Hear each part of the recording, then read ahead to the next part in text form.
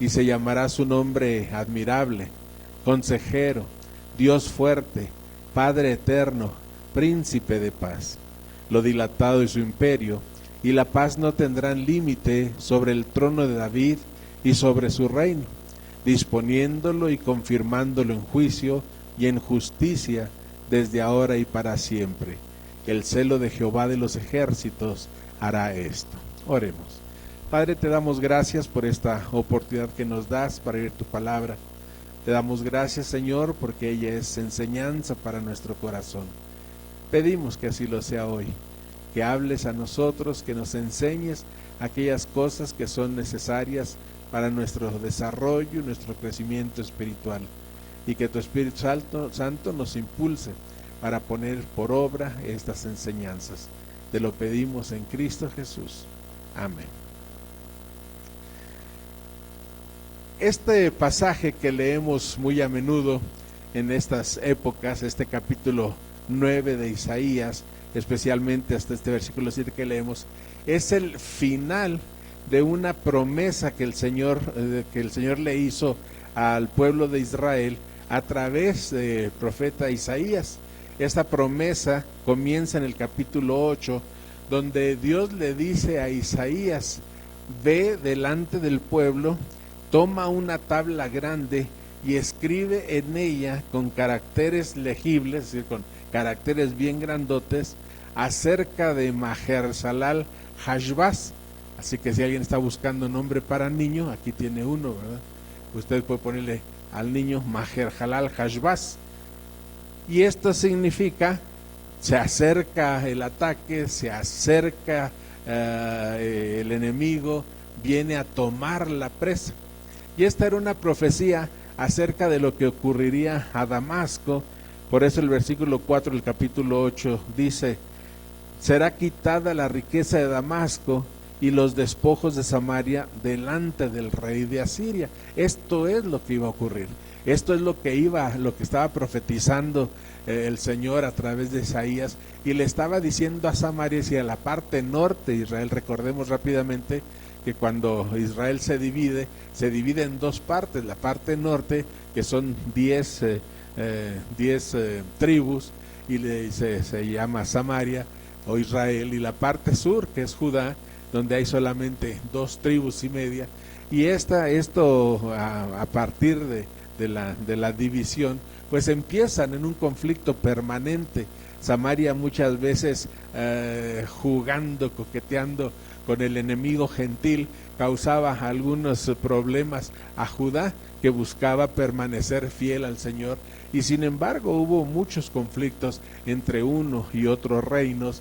Pero el Señor ya había advertido a la nación que si ellos andaban fieles delante de Dios, Él les daría prosperidad, pero que si ellos se olvidaban de Dios y se iban en pos de otros dioses, el Señor enviaría a una nación más poderosa que ellos para castigarles y hacerlos volver al Señor.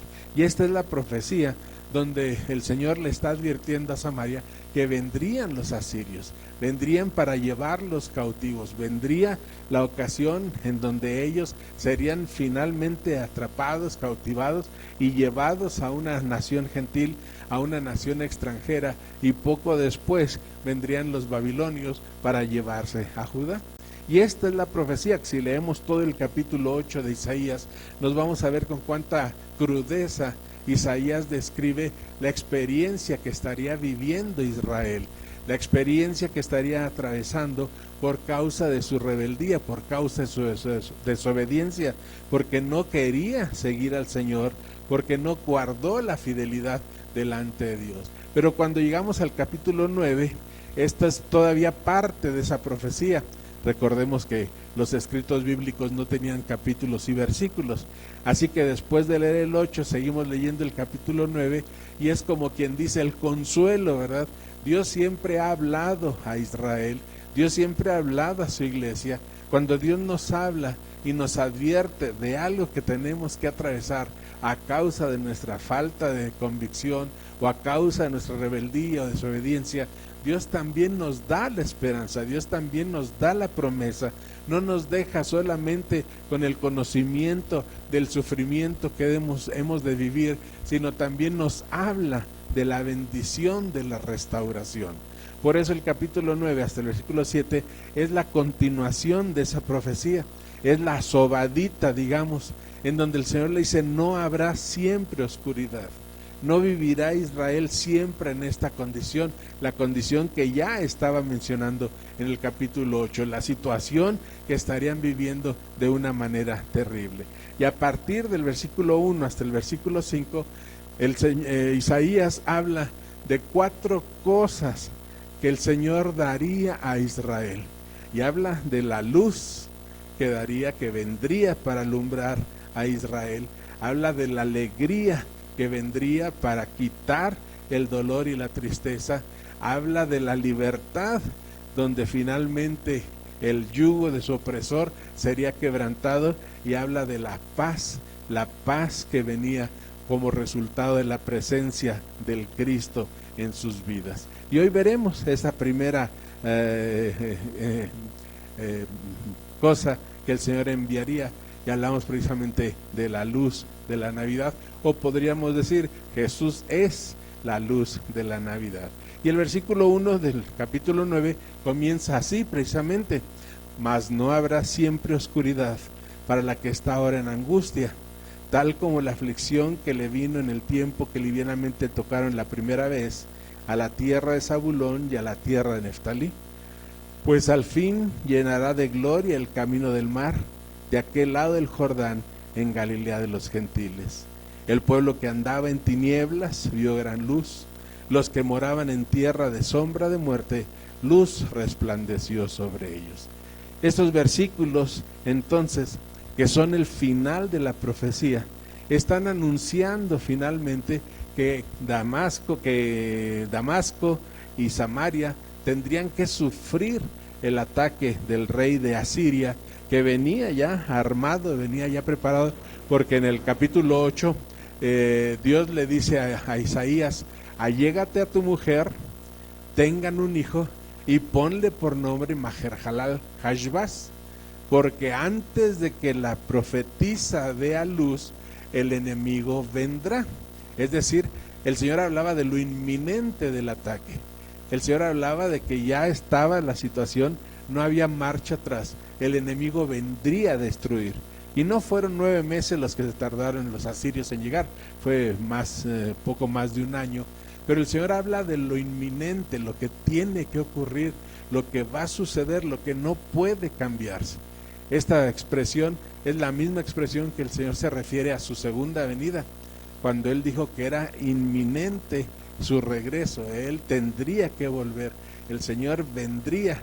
Los creyentes del primer siglo pensaron que el Señor se refería a que vendría inmediatamente en un par de semanas, y comenzaron a olvidar sus responsabilidades, sus quehaceres, sus trabajos y todo lo demás, pensando que el Señor vendría. Pero el Señor no ofreció que Él vendría inmediatamente.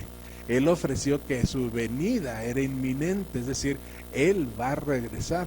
Y es un hecho que Él va a volver, y nosotros seguimos esperando, y aún, como dice Pablo, estamos más cerca de nuestra redención, más cerca que cuando creímos. Estamos más cerca porque han pasado 2000 años y la venida del Señor es contundente.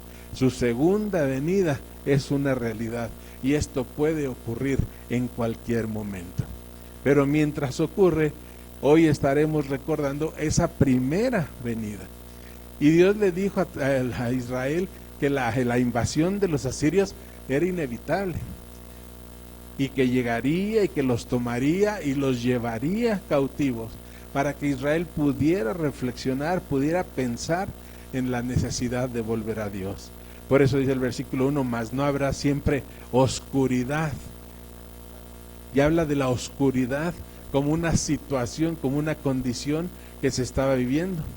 Y aquí la oscuridad se refiere precisamente a la situación que estarían viviendo. Fíjense ahí en el capítulo 8 y el versículo 22, es decir, el último versículo del capítulo 8, dice: y mirarán a la tierra, y he aquí tribulación y tinieblas, oscuridad y angustia, y serán sumidos en las tinieblas. Fíjese lo que el Señor le está diciendo a Israel: la condición en la que estarían viviendo sería tan deplorable que prácticamente era como vivir en las tinieblas. Habla de tribulación, habla de oscuridad, habla de angustia.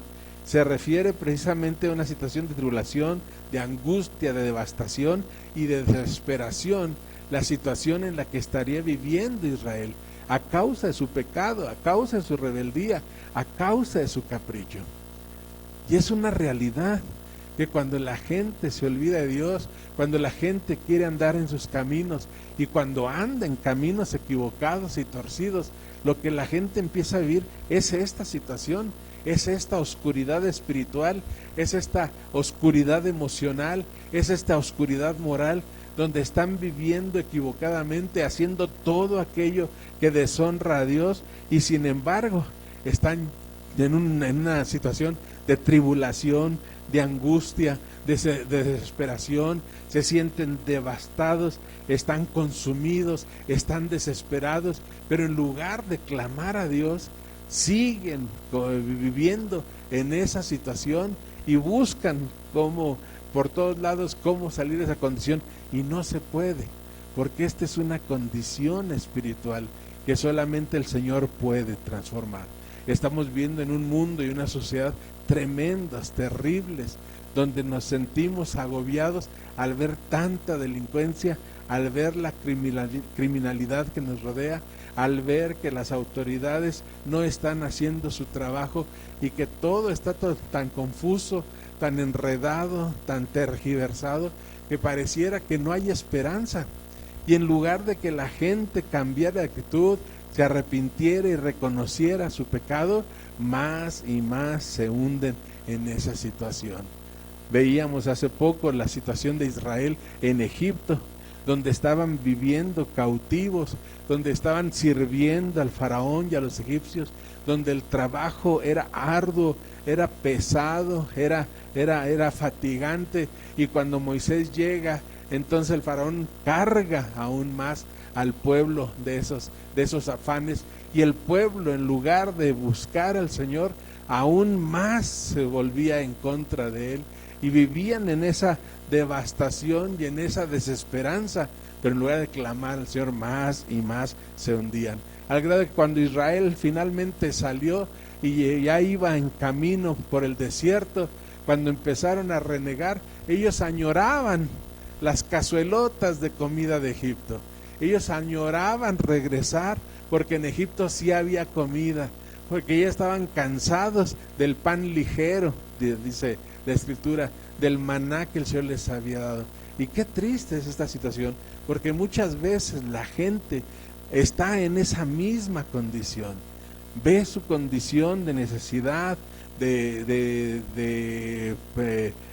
dolor espiritual, de falta de dirección, de no tener una expectativa espiritual, y siguen viviendo enredados en eso, y cada vez más y más se van hundiendo en esa oscuridad, en esas tinieblas, en esa angustia, en esa tribulación, en esa devastación, en esa desesperación, pero no claman al Señor.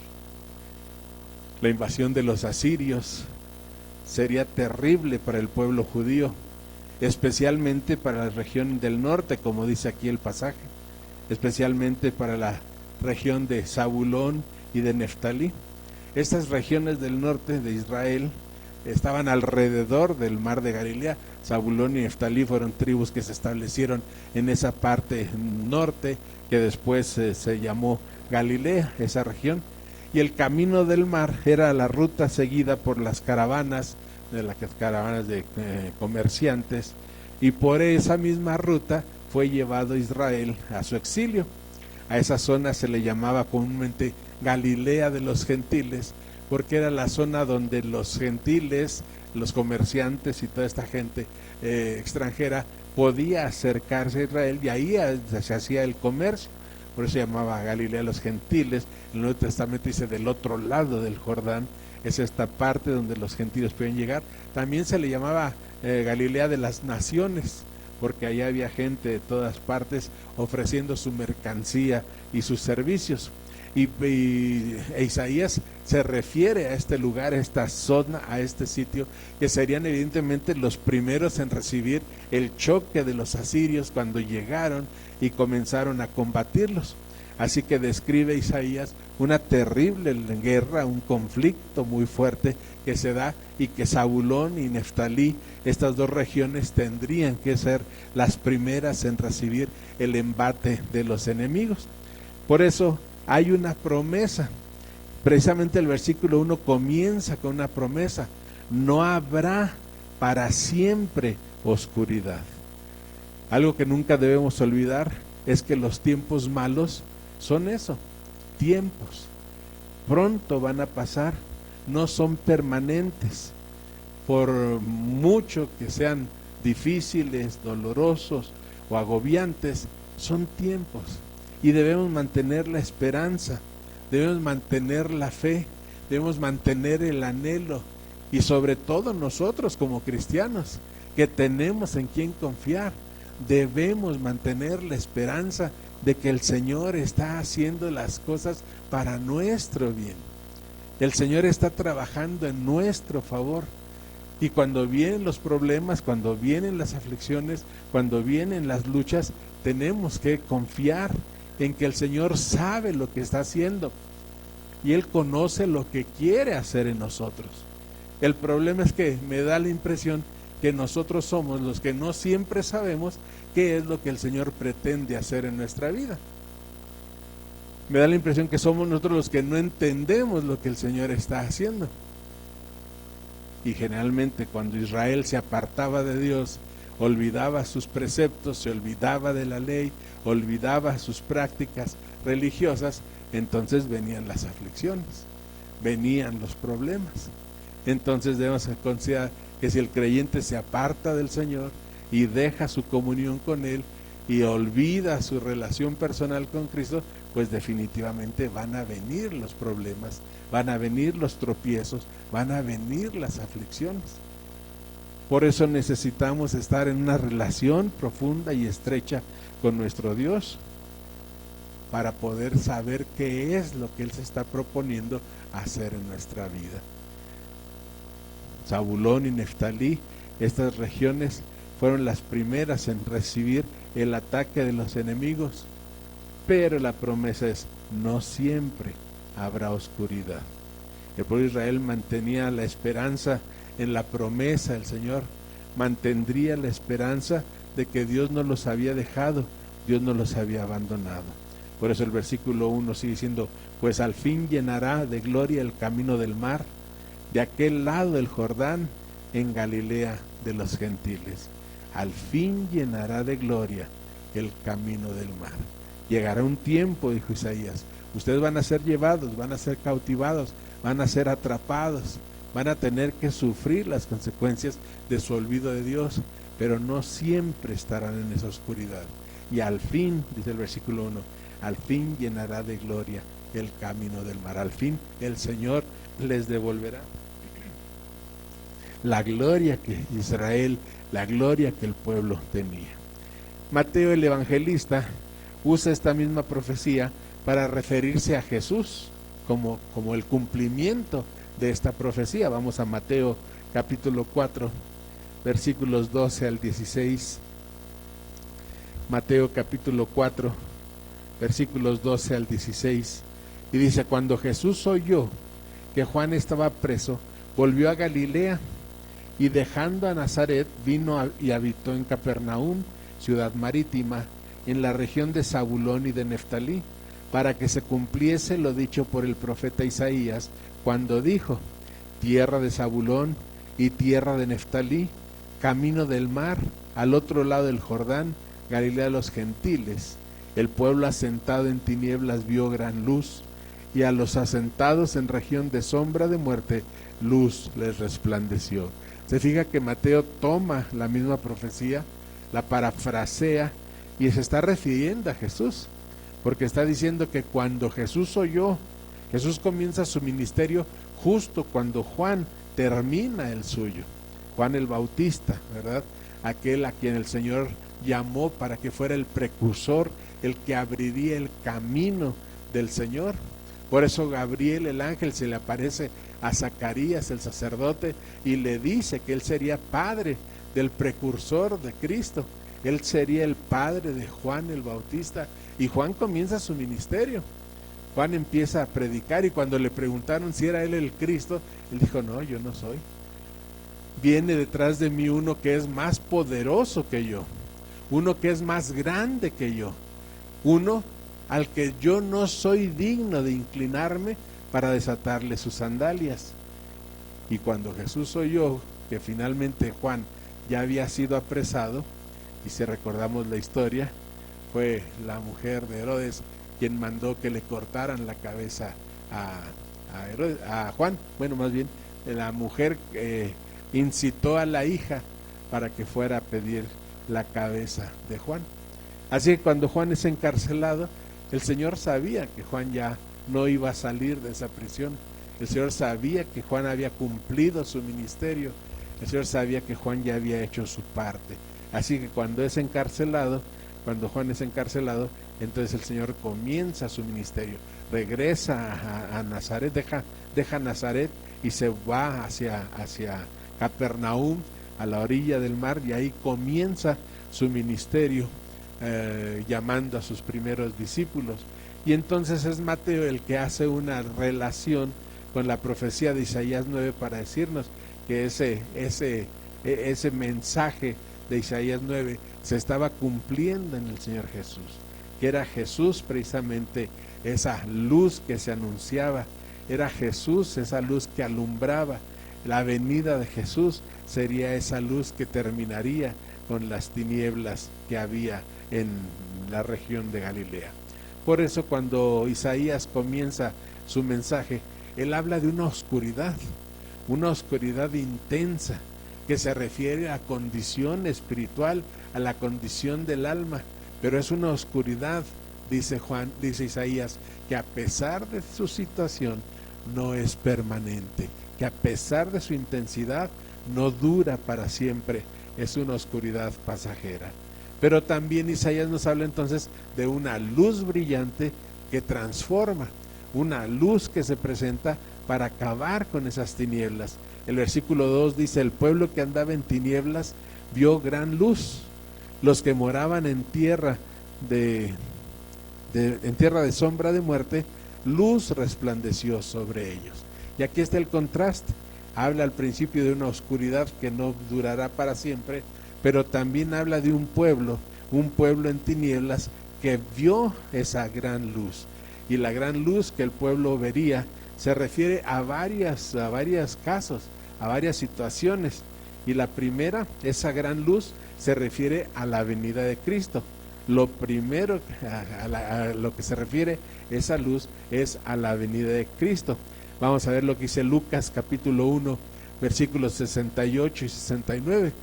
Lucas 1, 68 y 69. Recordemos que 9 meses después de que el ángel Gabriel visitara al sacerdote Zacarías para anunciarle el nacimiento de su hijo Juan, el día que nació Juan, Zacarías alabó al Señor y entonó un canto, una profecía que es conocida como el Benedictus o el bendito, porque así empieza esa profecía.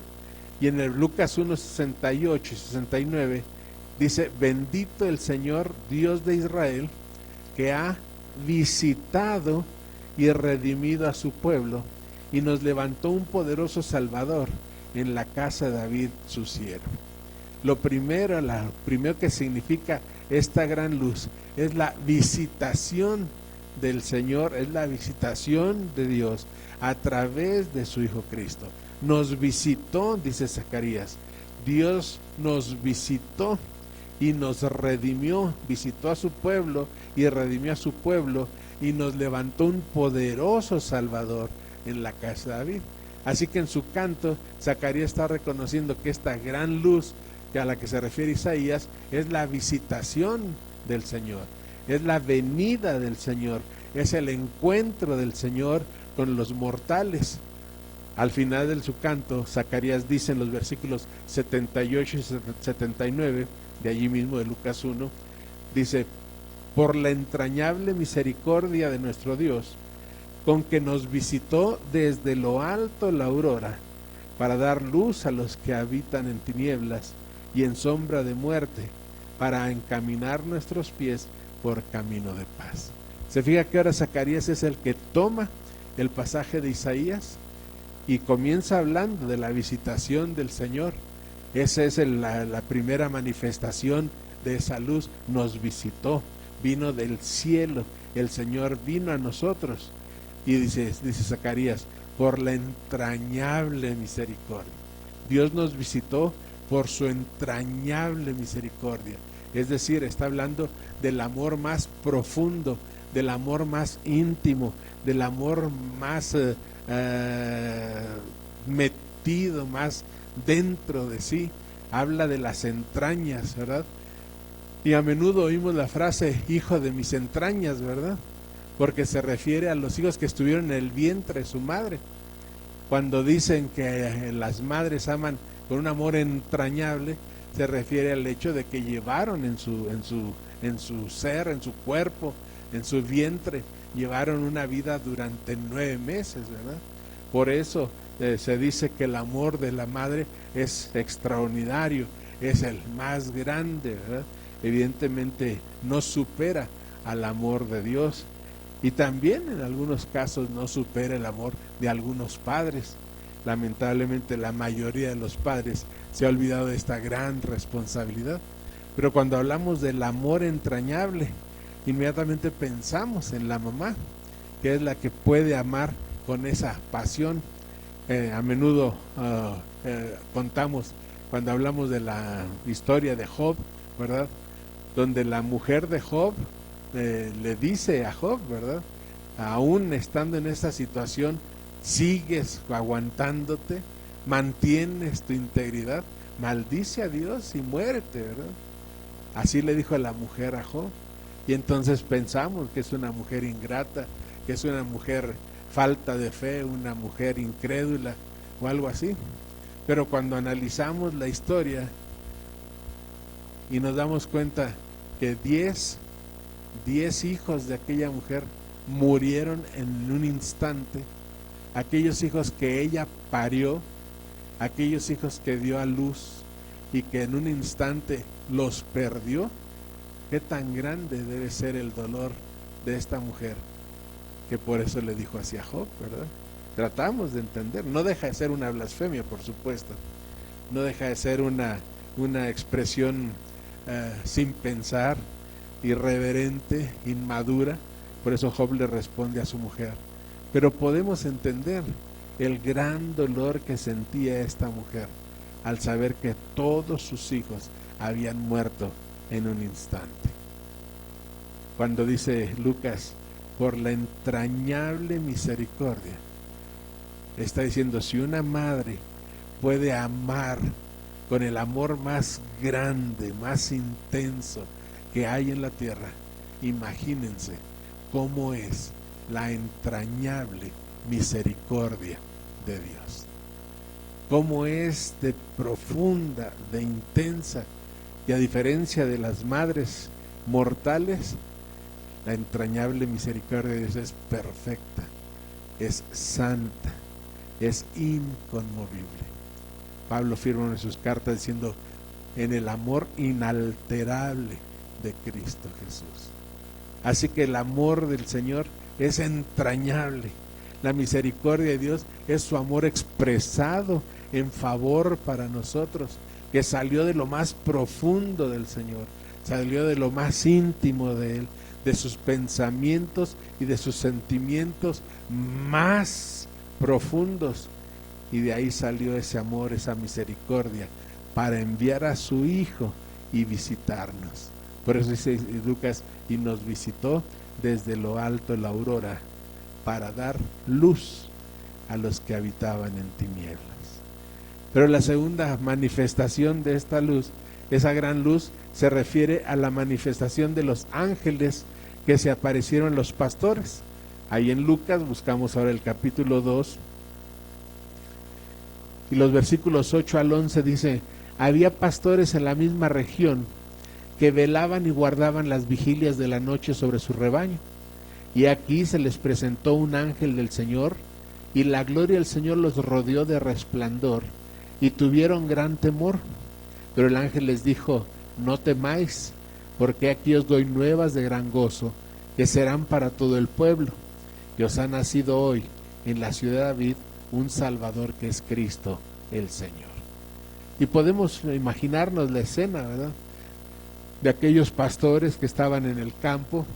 Era tiempo de primavera, ya cerca el verano, las ovejas estaban en el campo, estaban allá, como ocurría al inicio del verano en Israel, pasaban la noche en el campo para que las ovejas siguieran comiendo y de esta manera seguir engordando, y se hacían cuadrillas de pastores que se iban con sus rebaños y los ponían ahí en el campo, y mientras unos dormían, los otros estaban vigilando para que no llegaran las fieras y se devoraran a las ovejas. Así que ahí están, muy quitados de la pena, sin ningún problema, sin ninguna preocupación, sin ninguna prisa, sin ninguna urgencia. Ahí están aquellos pastores, hablando de todo y de nada, pasando el tiempo o quizá perdiéndolo. Y mientras están ahí, quietos, tranquilos, descansando, de repente, dice el pasaje, se presentó un ángel del Señor. Se aparece un ángel del Señor, y dice el pasaje que la gloria del Señor les rodeó de resplandor. En ese momento se ilumina ese lugar. En ese momento todo el sitio empieza a resplandecer, y por supuesto los pastores tuvieron miedo, ¿verdad? Se sintieron muy atemorizados, pues no entendían lo que estaba sucediendo. Y el ángel les dice: no tengan miedo, les traigo una gran noticia. Y entonces les dijo que hoy ha nacido en la ciudad de David un Salvador, que es Cristo el Señor. Y el pasaje dice que de repente aparecieron junto a ese ángel una multitud de ángeles que llenaron también de resplandor, de fulgores, todo ese lugar, ¿verdad? Y comenzaron a alabar al Señor y cantaban: gloria a Dios en las alturas y en la tierra paz a los hombres de buena voluntad. Así que esos pastores que estaban en tinieblas, esos pastores que estaban en la oscuridad, ven esa gran luz, ven ese gran resplandor y reciben. Son ellos los primeros en recibir la gran noticia de que el Salvador del mundo, el Hijo de Dios, venía a este mundo. Cristo, el Mesías, el enviado, el Emanuel, estaba llegando en ese momento a la tierra. Zacarías habla del Señor, que dice Zacarías: y nos levantó un poderoso Salvador en la casa de David su siervo. Y Lucas, los ángeles dicen: hoy ha nacido en la ciudad de David un Salvador, que es Cristo el Señor. Así que ese resplandor al que se refiere Isaías también se refiere a esa gran luz angelical con la cual la gran noticia de la venida del Cristo estaba siendo entregada. Pero también esa gran luz se refiere a la persona de Cristo. Vamos ahora a Juan, el Evangelio de Juan, y en el capítulo 8, versículo 12, dice de esta manera, Juan 8:12: otra vez Jesús les habló diciendo: yo soy la luz del mundo, el que me sigue no andará en tinieblas, sino que tendrá la luz de la vida. Ahora es el Señor Jesús quien está ya en su ministerio y habla a los judíos. Y está hablando a los judíos, y en el contexto de este pasaje está hablando de la necesidad que el pueblo tenía de salir de esa oscuridad espiritual, de salir de esas tinieblas espirituales. Pero Jesús se presenta como esa luz que alumbra el camino. y les dice: yo soy la luz del mundo. Jesús está diciendo: yo soy, y este es uno de los 7 yo soy que Jesús utilizó. Y hace una afirmación contundente. No es una suposición, no le está preguntando a los judíos si están de acuerdo o qué piensan de lo que él está diciendo. Él está afirmando con toda certeza, con toda firmeza. Él dice: yo soy la luz del mundo. Por eso cuando Isaías dice: no habrá siempre oscuridad, está pensando en la venida del Mesías. Cuando dice: el pueblo que andaba en tinieblas vio gran luz, también está pensando en la persona del Señor Jesús. Y Jesús dice: yo soy la luz del mundo. El que me sigue no andará en tinieblas, sino que tendrá la luz de la vida. De esta manera Jesús se presenta como el Salvador. Decíamos, Zacarías dijo: nos dio un poderoso Salvador. Los ángeles dijeron: ha nacido un Salvador, que es Cristo el Señor. Y ahora Jesús dice: yo soy la luz del mundo. Yo soy ese Salvador que les va a sacar de las tinieblas para que no anden en esas tinieblas, para que tengan la luz de la vida. Y solamente el Señor podía dar esa luz de la vida, solamente el Señor podía alumbrar para que aquellas personas puedan creer y ser liberadas de la oscuridad de su pecado, de la oscuridad y las tinieblas de su condenación, para ser puestos en la luz de Cristo. Por eso esta gran luz se refiere a la persona del Señor Jesús, a Él como el enviado de Dios, a Él como el Cristo, el Mesías que había de venir. Pero también esa gran luz se refiere a la gloria de Cristo, no solo a su persona, sino también a la gloria de Cristo. Ahora vamos a Marcos capítulo 9. Marcos capítulo 9. Y los versículos 2, 3 y 4 de Marcos capítulo 9 dicen: 6 días después, Jesús tomó a Pedro, a Jacobo y a Juan, y los llevó aparte, solos, a un monte alto, y se transfiguró delante de ellos, y sus vestidos se volvieron resplandecientes, muy blancos como la nieve, tanto que ningún lavador en la tierra los puede hacer tan blancos. Y les apareció Elías con Moisés, que hablaban con Jesús.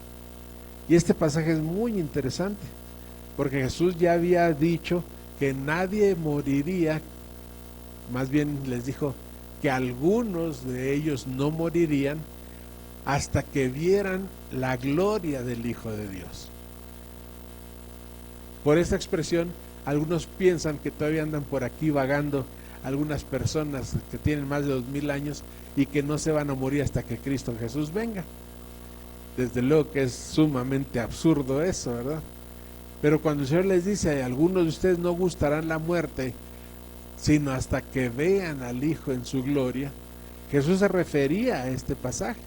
Por eso 6 días después de que lo dijo, Jesús se lleva a Pedro, a Jacobo y a Juan, los lleva a un monte alto, y entonces allí comienza a transfigurarse. En ese momento comienza a transformarse. Sus vestidos se ponen blancos, resplandecientes, y Marcos acierta en decir: no hay forma posible de que algún lavador pudiera hacer tan blancos esos vestidos del Señor. Su rostro, su cuerpo, todo en ese momento resplandeció, y los discípulos estaban maravillados, estaban sorprendidos. Pero no solo eso, estaban viendo eso, y en ese momento se aparecen Elías y Moisés, que flanquean al Señor y se ponen a platicar con Jesús. ¿Por qué aparecieron Elías y Moisés? ¿Por qué estos dos personajes? Porque Elías representa a los profetas y Moisés representa la ley. Por eso el pueblo judío tenía la expresión a la ley y los profetas. Es decir, ¿quieres saber algo? ¿Quieres investigar algo? ¿Quieres que te expliquen algo? Remítete a la ley y los profetas. Y esa expresión, la ley y los profetas, se refería a la Biblia, a las Escrituras, al Antiguo Testamento de ellos, a nuestro, ¿verdad? A las Escrituras de ellos. Es decir, cuando aparecen Elías y Moisés, lo que se está representando ahí es que la Biblia misma, la palabra de Dios, estaba avalando, estaba certificando que Jesús era el Cristo, el Mesías, el enviado de Dios.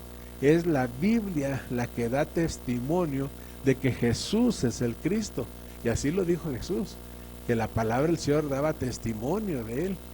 A los judíos tercos les dijo: escudriñen las Escrituras, porque ustedes dicen que en ellas está la vida eterna, y ellas son las que dan testimonio de mí. Así que en ese momento en que el Señor es transfigurado, en ese momento en que Él resplandece, Elías y Moisés están avalando que Él es el Mesías, el Cristo, que fue anunciado en el Antiguo Testamento y que ahora estaba presente en este nuevo pacto, en este Nuevo Testamento. Unos años después de esta experiencia, cuando Juan escribe su Evangelio, él dice en Juan 1:14: y aquel Verbo fue hecho carne y habitó entre nosotros, y pone: y vimos su gloria, gloria como del unigénito del Padre. Juan tiene que recordar aquella experiencia y creo que la saboreaba todavía, creo que la contaba con mucho gusto, con mucho placer, todavía estaba disfrutando aquella experiencia cuando él dice de Jesús: aquel Verbo se hizo carne, el Cristo se hizo hombre, el Cristo vino a nuestra tierra, vivió entre nosotros, y pone ahí: y nosotros vimos su gloria. Y habla precisamente de Pedro, de Jacobo y de él, cuando dice: y vimos su gloria. Ellos lo vieron brillante, resplandeciente. Por eso dice: gloria como del unigénito del Padre. Resplandor, grandeza, señorío, poder que solamente el Hijo de Dios puede tener. Aquel Hijo de Dios que era lleno de gracia y de verdad. Así que esta gran luz se refiere también a la gloria de Cristo, en aquel momento en que Él fue transfigurado y donde la palabra de Dios, representada por Elías y Moisés, dan testimonio de que Él es el Cristo que había de venir. Pero una cosa más, esa gran luz también se refiere a la obra de transformación que el Señor está haciendo en los creyentes. Esa gran luz también se refiere a lo que está haciendo en usted y en mí. Vamos ahora a Primera de Juan, la primera carta de Juan, capítulo 2, versículos 7 al 11. Primera de Juan, capítulo 2, 7 al 11. Y Juan escribe en su primera carta: hermanos, no os escribo mandamiento nuevo, sino el mandamiento antiguo que habéis tenido desde el principio. Este mandamiento antiguo es la palabra que habéis oído desde el principio. Sin embargo, os escribo un mandamiento nuevo, que es verdadero en él y en vosotros, porque las tinieblas van pasando y la luz verdadera ya alumbra. El que dice que está en luz y aborrece a su hermano, está todavía en tinieblas. El que ama a su hermano permanece en la luz, y en él no hay tropiezo. Pero el que aborrece a su hermano está en tinieblas, y anda en tinieblas, y no sabe a dónde va, porque las tinieblas le han cegado los ojos. Ahora Juan escribe, ya no el Evangelio, sino ahora su primera carta, y él dice: esta es la palabra que habéis oído. Se habla de un mandamiento viejo, un nuevo, y sin embargo son el mismo, tanto el viejo como el nuevo, y se refiere a la palabra que han recibido, al mensaje del Señor. El mandamiento viejo es el mensaje del Señor, es la palabra que recibieron, y el mandamiento nuevo es el mismo mandamiento que tiene que ser puesto, que tiene que ser aplicado, que tiene que ser ejecutado por los creyentes. Por eso dice: sin embargo, os escribo un mandamiento nuevo, que es verdadero en él y en vosotros, porque las tinieblas van pasando y la luz verdadera ya alumbra. Fíjese, las tinieblas van pasando, pero la luz verdadera ya alumbra. Las tinieblas no han pasado, van pasando. Las tinieblas se están yendo.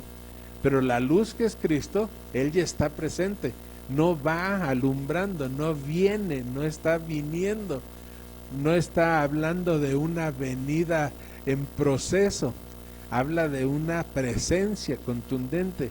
La luz verdadera ya alumbra. Cristo Jesús ya llegó, Cristo Jesús ya está en el corazón de los creyentes. La luz verdadera ya alumbra. ¿Y qué está produciendo esta luz? Que en nosotros las tinieblas van pasando. Es decir, estamos siendo transformados, estamos siendo transformados por el Señor para que podamos ser cada vez más semejantes a Él, para que seamos cada vez más obedientes a Él. Y Él pone como evidencia de que esa luz verdadera ya está y de que las tinieblas van pasando, nuestro trato fraternal. Por eso Él dice, el que dice que está en la luz, pero aborrece a su hermano, realmente está en tinieblas todavía. Sus tinieblas todavía son muchas, todavía no empieza a abandonarle las tinieblas. No se puede decir que amamos al Señor y que aborrecemos a los hermanos. No se puede decir que amamos a Dios con todo nuestro corazón y ser indiferentes con los creyentes. No se puede. Juan dice, el que dice que está en la luz y aborrece a su hermano, en realidad todavía está en tinieblas. Pero el que ama a su hermano permanece en la luz y en él no hay tropiezo. Así que el que ama a su hermano está expresando, está manifestando lo que la luz del Señor está haciendo en su vida. El trato con los hermanos, el trato con la fraternidad de creyentes, el trato con la comunidad de creyentes, la manera en que nos relacionamos con ellos, es evidencia de que realmente el Señor está trabajando en nuestra vida. Sigue diciendo Juan, pero el que aborrece a su hermano está en tinieblas y anda en tinieblas y no sabe a dónde va. Y es que es muy fácil decir que amamos a Dios, ¿verdad? Podemos decir, ustedes hermanos no saben cuánto amo a Dios. Lo amo con todo mi corazón, lo amo con todo mi ser. Él no va a venir a desmentirme, ¿verdad? No se va a asomar el Señor del cielo y decir, no le crean al pastor y no es cierto. Ni siquiera se acuerda de mí, ¿no? A nadie va a desmentir. Para eso tiene el juicio. Ya se encargará Él de arreglar cuentas con cada uno de nosotros. Pero nuestra manera de amar a Dios definitivamente se refleja en la manera que amamos a los hermanos, en la manera que convivimos con los hermanos, en la manera que nos tratamos unos y otros. Ahora, en ese pasaje de Juan 2, leímos del versículo 7 al 11, pero fíjese lo que dice el versículo 5.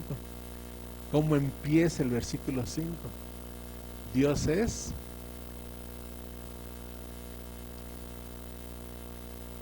sí, todavía estamos en Juan 2, ¿verdad? ¿Sí? ¿Cómo dice el versículo 5?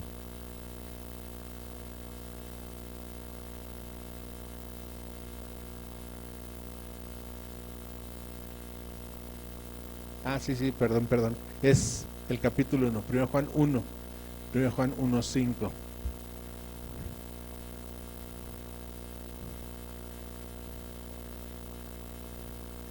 Este es el mensaje que hemos oído.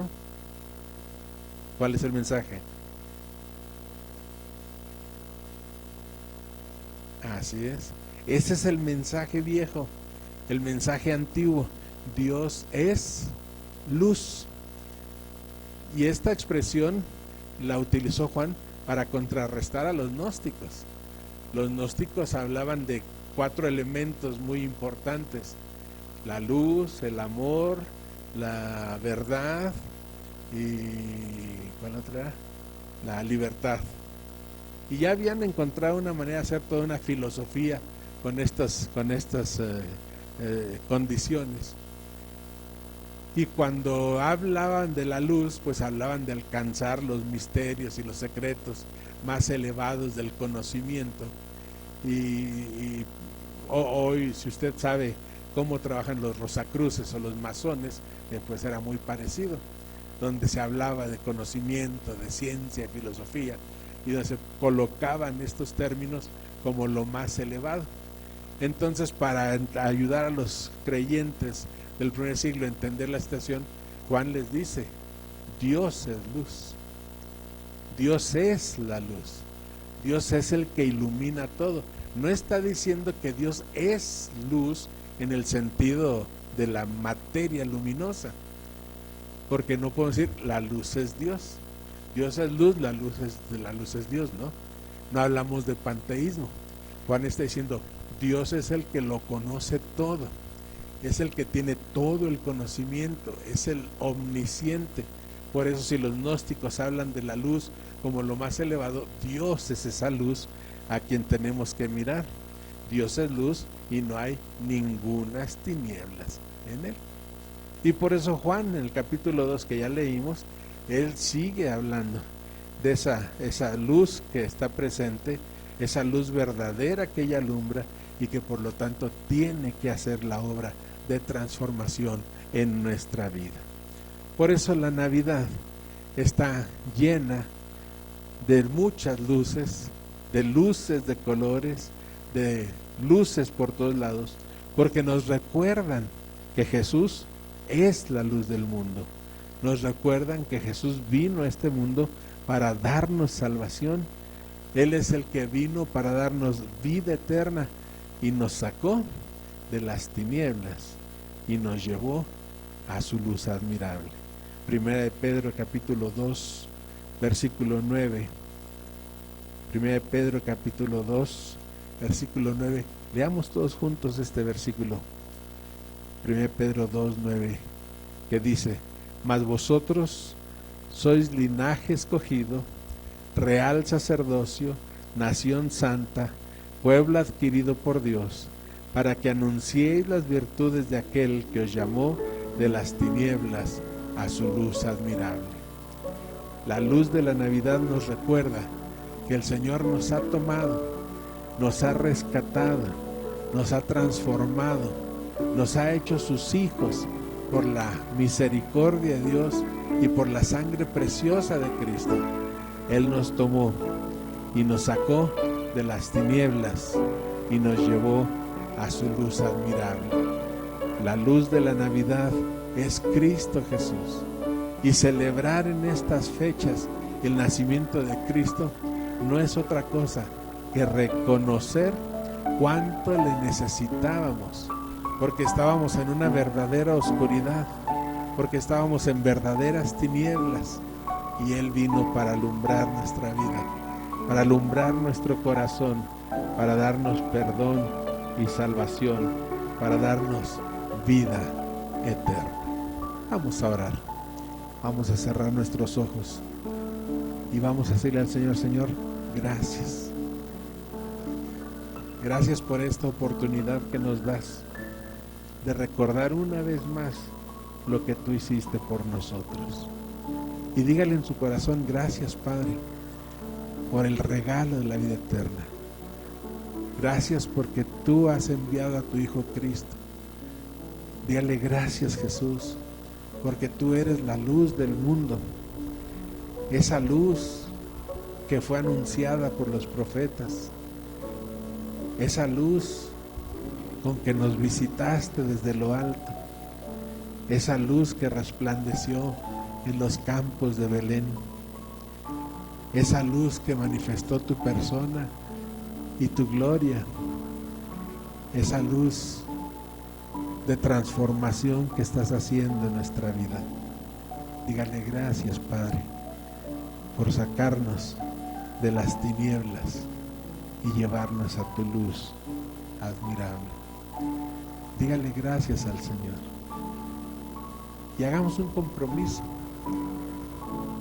Vamos a comprometernos con Él para que esa luz verdadera que alumbra se manifieste en nuestra vida y podamos ser un reflejo claro de lo que es Cristo Jesús en el trato que tenemos con nuestros hermanos, con los que nos rodean y con los que necesitan conocer a Cristo como Salvador personal.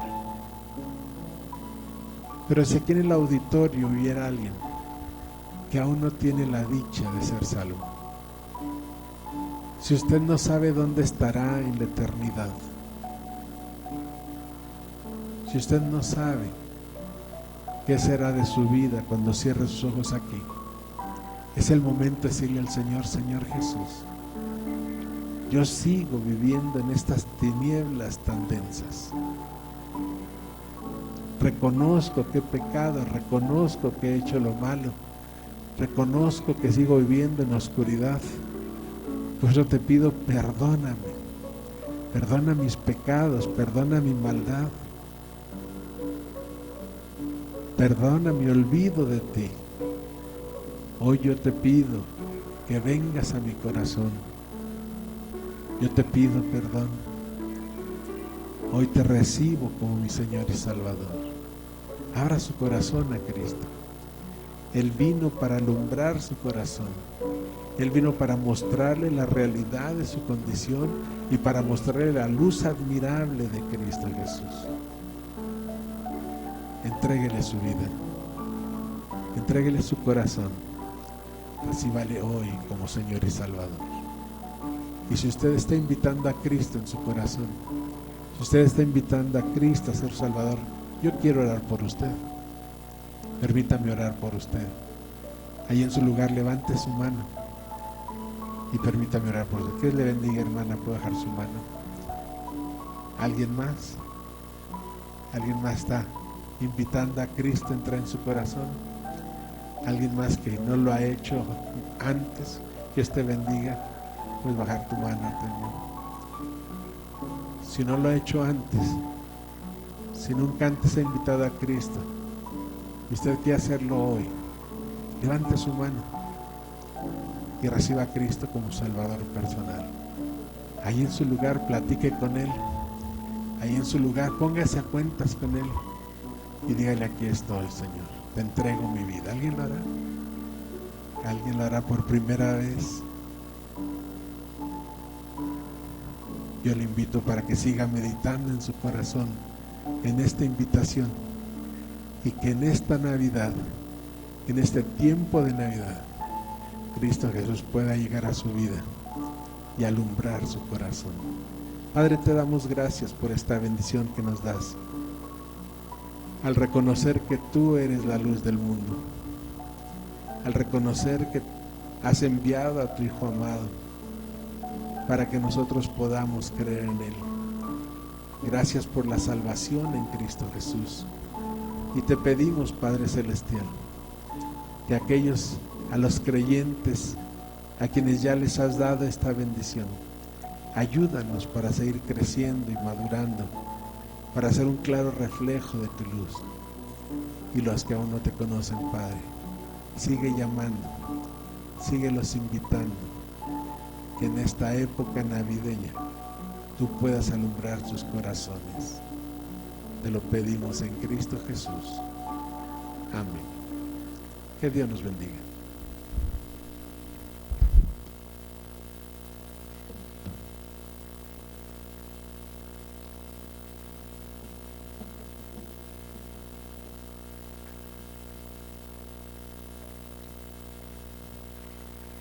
Les invito a que nos pongamos en pie, hermanos. Vamos a cantar un himno muy hermoso, muy glorioso.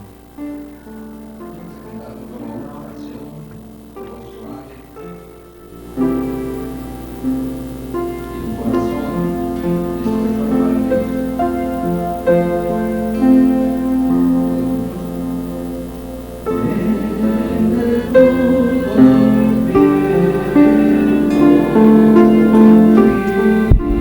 Thank you.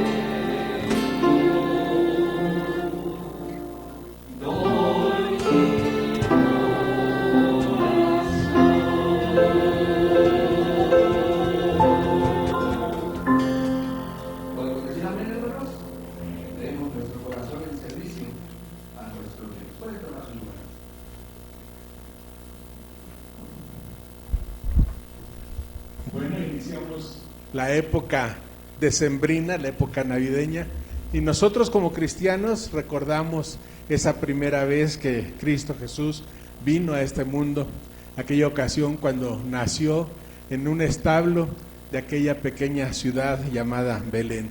Su venida nos enseñó todo lo que Dios hizo para poder ofrecernos el regalo de la vida eterna. Por eso el apóstol Pablo dice: porque ya conocéis la gracia de nuestro Señor Jesucristo, que por amor a vosotros se hizo pobre siendo rico, para que vosotros con su pobreza fueseis enriquecidos. Por eso nuestra alabanza, nuestra gratitud y nuestro gozo se elevan a aquel de quien el apóstol Pablo dijo: gracias a Dios por su don inefable. Así que dispongámonos a ofrendar con gratitud y alabanza. Entreguemos como un acto de adoración a nuestro Dios nuestros diezmos y ofrendas. Y vamos a pedir a nuestro hermano Rogelio, a nuestra hermana Goyita, que pasen por favor, que tomen los colecteros.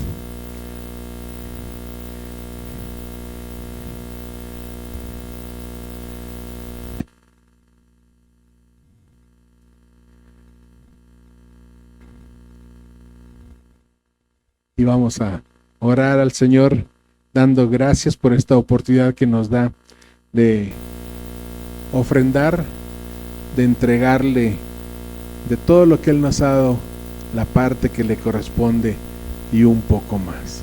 Hermana Goyita, guíenos por favor en oración.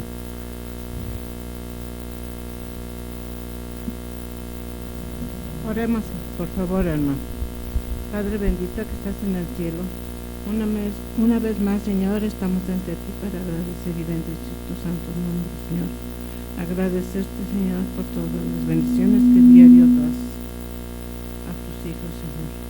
Gracias, Padre, también te damos personalmente por el bien que has hecho en nosotros, Señor, con las enfermedades, con lo material, Señor, que tú también provees. Te suplico, Señor, que bendigas estas ofrendas que se van a levantar, Señor, y que sean para bien de nuestro templo y de la obra del Señor. Padre mío, todo esto te lo agradezco en el nombre de nuestro Señor Jesucristo. Amén. Amén. Pasen, hermanos. También animamos a nuestros hermanos que están a través de las transmisiones, a todos los hermanos y amigos, para que participen también y también contribuyan a la difusión de la palabra de Dios, difundiendo el mensaje del Señor, compartiendo para el crecimiento de la iglesia, para compartir el mensaje que trae salvación, y también los materiales y equipos que sirven para la capacitación y el trabajo de la iglesia. Pueden depositar sus diezmos y ofrendas a las cuentas que están apareciendo ahorita en la pantalla, y oramos para que el Señor derrame abundantes bendiciones en sus vidas y que de esta manera sigamos colaborando juntos como socios en el extendimiento de la obra de nuestro Dios. Que Dios nos bendiga.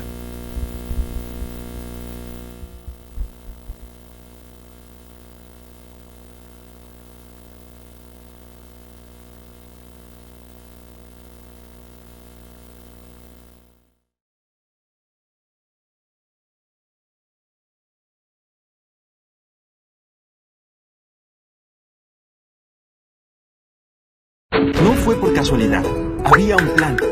Si alguien pecaba, moría. Y ya lo sabes, ¿verdad? No pasamos la prueba. Entonces se presentó la primera ofrenda, el propio Jesús, el Hijo, el único. Cuando la hora aún no había llegado, la ofrenda tenía sangre de cordero. Después Él fue el cordero. La vida como ofrenda, eso nos enseña el porqué de ofrendar. Es necesario recordar, arrepentirse de pecar y también dar las gracias por el plan, la ofrenda impagable. Cada uno sabe cuánto vale su ofrenda. Cada uno hace un plan. El resultado se observa en la iglesia local, ciudad, país. Llega más allá de las fronteras, alcanzando el mundo entero. Igual a la primera, sin barreras, sin fronteras. Una ofrenda entera. ¿Hacia dónde va? Te lo decimos. Recuerda, arrepiéntete, da las gracias. En ese momento abre tu corazón para que tu ofrenda sea del tamaño de tu agradecimiento. No fue por casualidad. Pues hemos estado reunidos, contentos y alabando a nuestro Dios en este tiempo de adoración, en este tiempo de comunión cristiana. Así que no queremos irnos sin tener la oportunidad de reconocer la presencia de quienes nos visitan. A ver, Ulises, ayúdame. No queremos que se nos pase nadie. Queremos que todos los que nos visitan hoy se sientan nuestro reconocimiento, nuestro amor cristiano y la invitación para que nos acompañen cada domingo.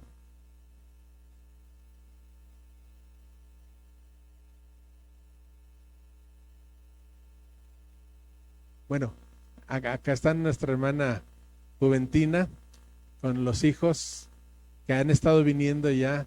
De hecho, los extrañamos al curso propedéutico, pero está, no me digas, no, yo me acuerdo, está Sayetsi. Ay, al fin le atiné. Sayetsi generalmente no puede venir porque está trabajando, pero hoy está. Qué bueno, Sayetsi, nos da gusto. Hemos estado orando por tu salud también. Está su esposo Jesús, ¿verdad? Nuestra hermana Juve, está Shaddai que es hija, y Diego que es nieto, ¿verdad? Es hijo de Sayetsi, ¿verdad? Y estaba Cristian. ¿Sí era Cristian? ¿O también lo confundí otra vez? Ah, bueno, sí era él también. Nos da gusto verles, hermanos, qué bueno que están con nosotros y sigamos juntos aprendiendo la palabra del Señor. A todos y a cada uno les decimos bienvenidos a la casa del Señor y sigamos juntos también edificándonos. Aprovechemos las actividades de esta temporada, les invitamos para que estén participando y que de esta manera sigamos creciendo espiritualmente. ¿Tenemos anuncios, hermana Soco?